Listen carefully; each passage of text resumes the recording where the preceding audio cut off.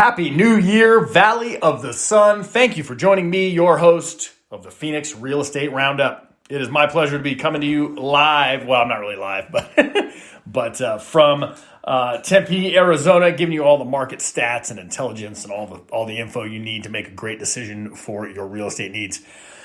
Today is Tuesday, January 3rd, 2023. I can't believe it. Here we are. January has arrived. We've turned the page on 2022. Thankfully, in my case, I hope all of you are getting off to a fantastic start this year.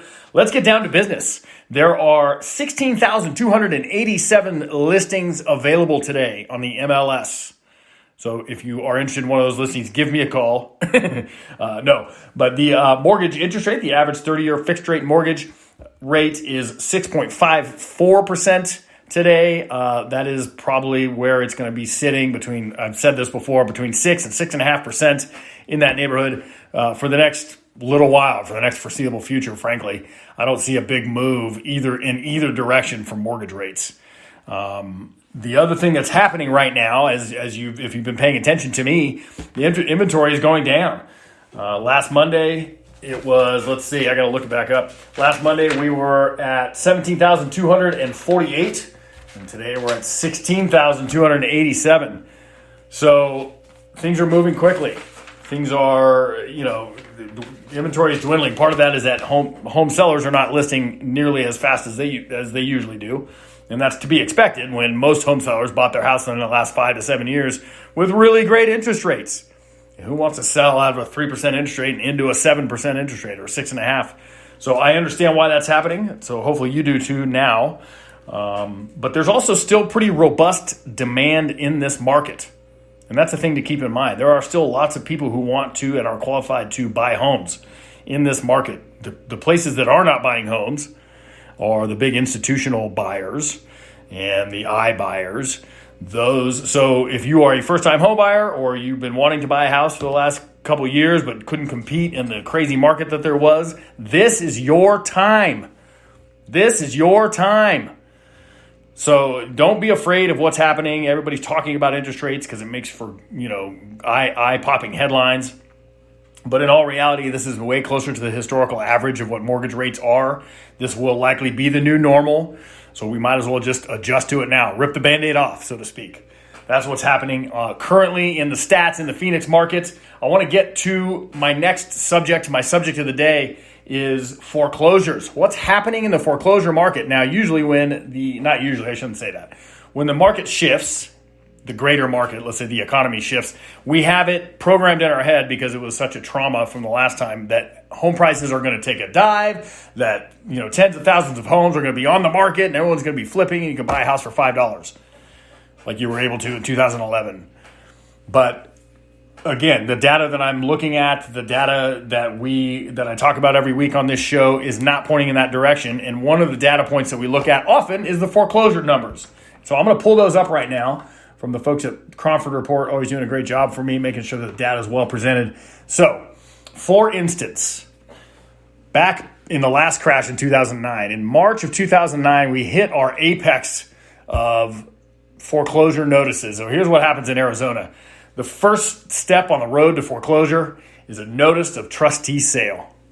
And that notice comes to you as a homeowner when you're behind on your payments and they've decided to initiate this process. They're going to send it to you in the mail and it's going to say there's going to be a sale of this house to the highest bidder 90 days from now, unless you figure something out. Okay, so that's how we keep track of them. Those are public record when those go out. We know about them. We keep track of them. In March of 2009, by far and away the most busy month for notices of trustee sales. March 2009, there were 10,558 notices sent out. Can you believe that? In this market. We're just talking about in the Phoenix market. Almost 11,000 folks were upside down and couldn't pay their mortgage. And at that time, home values were dropping to such a degree that if you were going to get foreclosed on, it was going to be upside down. You were going to have to do a short sale. Okay? Contrast that with today, or at least this month.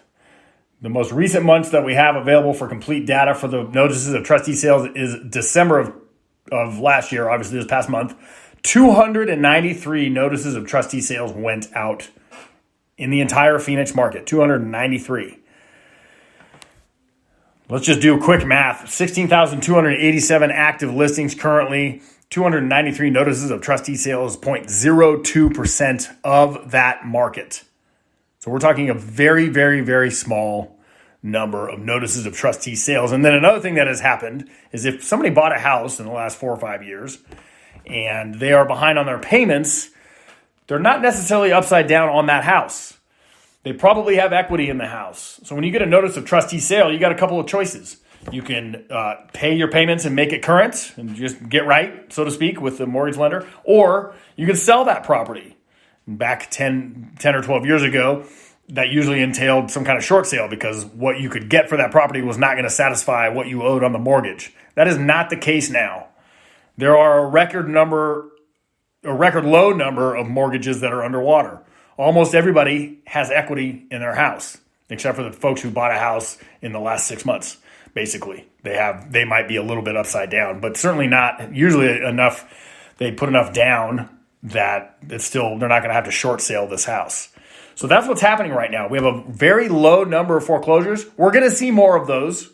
We are going to see more than we have been seeing for almost the entire year of 2021, from April of 2020 until December of 2021, there were only double-digit notices of trustee sales in this market, okay, because things were moving up so quickly. Everybody was making money on their house.